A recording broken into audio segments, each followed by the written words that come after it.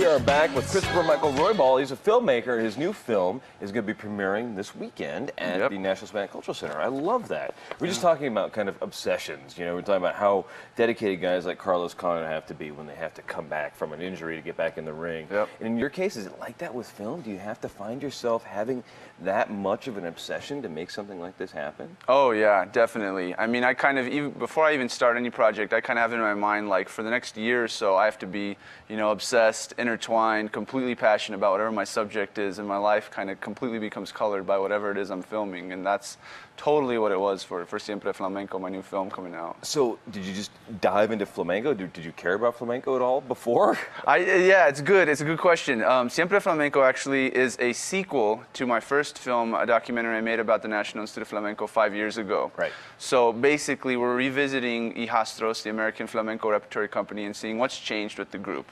They've actually had some pretty big changes. Exactly. I mean, it's weird to say as a filmmaker, but it's been fortuitous for everything that has happened over the last 5 years to be able to talk about, you know, the big fire that happened downtown that everybody in Albuquerque is so familiar with. That was amazing. If anybody forgets, just in case people had forgotten, the building where the National Institute of Flamenco was downtown caught fire, burned to the ground. They lost pretty much everything in that. Yeah. I hear they're looking at some new spots. I don't know if that's in the documentary. That is the newest I guess iteration of the conservatory is talked about and focused on in the film as well as the fire. And then the other big thing was a local guitarist, Ricardo Anglada, who works with the NIF and he's local and plays guitar all over the world. He had a stroke. He's a big star. Last year. Big star, really big within the flamenco community. Well, when he and Eva go to Spain, they are like rock stars, and people mob them all over the streets. It's amazing. I've seen the photos. Need to go with them someday. Yeah, exactly. So that's like the two biggest stories of the film, and then we just kind of look at their day-to-day lives and look,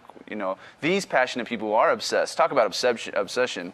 Like, to do what they do and love what they do and make it every aspect of their life is huge. And it just really, it makes making a film about them easy. That's cool. We got a trailer here from the new film. That you said, this is beautiful. Why don't you just roll with this, because this is great. This is the trailer for the new film.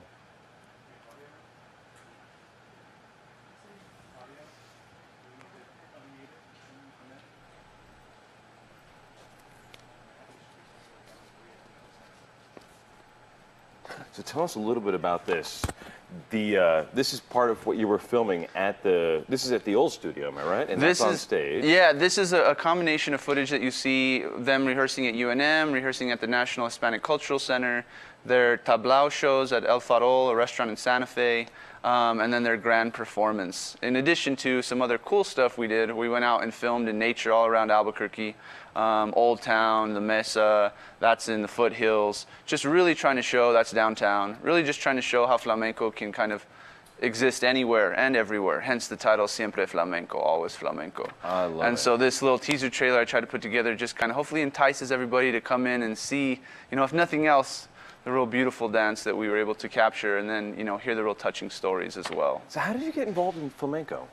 My younger sister, who's my co-producer on everything I do, she loves flamenco. That's probably her passion, and she studied it, you know, in high school and college. I think her dream would have been to dance professionally, and so she asked me to go to a show with her about 8 years ago. It was the Yjastros show. It was at the NIF, and basically the first time I saw him, I was just like, wow, this is amazing. I don't understand it as much, but I'm interested, and from a filmmaker's perspective, I'd love to tell this story. And it's super visual for a filmmaker. I mean, it probably doesn't get much better than filming dance, It really doesn't. I enjoy filming all kinds of dance, but flamenco has been my focus over the last 5 to 7 years, and it really just, I mean, other than being pretty, which is nice, the stories behind it, you realize how much they give to the art form, you realize the cultural impacts, particularly why New Mexicans relate to it so much, and it becomes a little bit deeper, and that's always more worthwhile. Why do we relate to it? I know that here in New Mexico, you know, Eva came, they started, at UNM, they have the only graduate program. Yeah, you can, flamenco. the only place in the U.S. you can get a degree in flamenco is here at UNM. Which is amazing, it's mind-blowing to me. But what is it, you know, from your perspective, from setting this and being with the folks for so long, what is it, why do we as New Mexicans connect to this?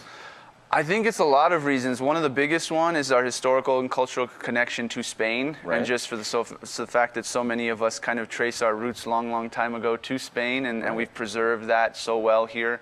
I think the art form resonates because of that. I think also because flamenco is kind of the art form of an oppressed people or people trying to better themselves, the gypsies from southern Spain and stuff. And I think New Mexicans, we like to identify ourselves a lot of times as we have to overcome, we have to, make a better life, and we have to, we're passionate and we're dramatic and all this stuff. And the hard work and the everything that goes into it. Right, exactly. And it's also a little bit violent. It has that like foot stomping. It's got the, you bang on stuff to make the music. Yeah, you're dancing. Right. It's not this soft thing. It's not a, it's not Kenny G. Yeah, no, it's physical. It's definitely like of the earth, and I think that's another reason why we connect with it so well. Yeah. So this film, do we think of it as like the sequel to your first film? I like to, yeah. I think that there's a lot of the same dancers. Yeah. The group has changed. In the first film, there's about 20 dancers. Now there's about 11, including some new ones. But it very much, the way it's presented technically, visually, it harkens back to that film, and then also kind of it connects. We see footage from the last film in addition to the new one, and so it is very much a sequel, and very much, though it kind of takes us on a new story, I guess. Yeah. Well, in this case, I'm always curious how filmmakers like you can make money.